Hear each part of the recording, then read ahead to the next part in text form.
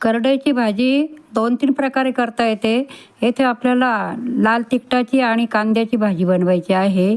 त्यासाठी छान ताजी करडईची भाजी घेतलेली आहे.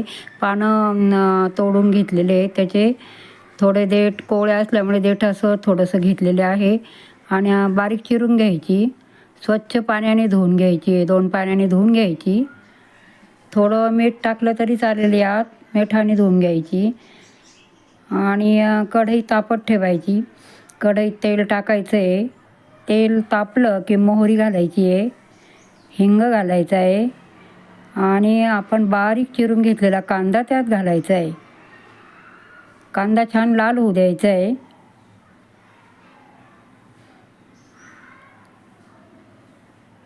त्यात थोडे आत्ताच हळद टाकून घेऊ आणि कांदा चांगला परतला गेला की मग आपल्याला तिखट टाकायचं आहे. तिखट 2 चमचे टाकले, मोठे 2 चमचे.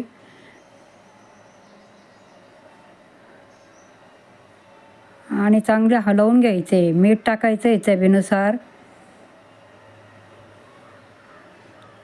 यात कुठलाही शेंगदाण्याचा कूट वगैरे काहीही टाकलेलं नाही आहे.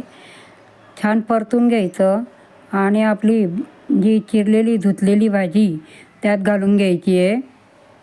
अगदी साधी, सोपी आणि छान चवीला अशी ही भाजी तयार होईल. घाई गर्दीला तर पटकन करता येईल अशी ही भाजी आहे. आणि छान हलवून झाली की त्यावर थोडं शिजोस्तर झाकण ठेवायचं आहे. आपण थोडे बारीक देठ घेतलेले आहे त्याच्या जवळचे, त्यामुळे ते शिजले पाहिजे.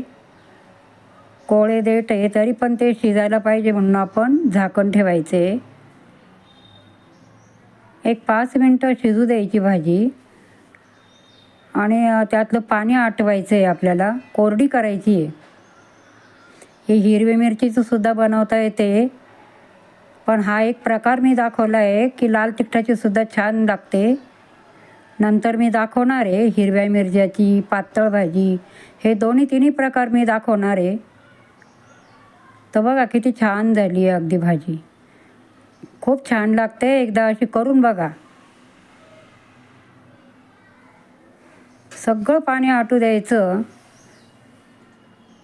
कांदा शिजलेला असल्यामुळे भाजी चविष्ट लागते अगदी.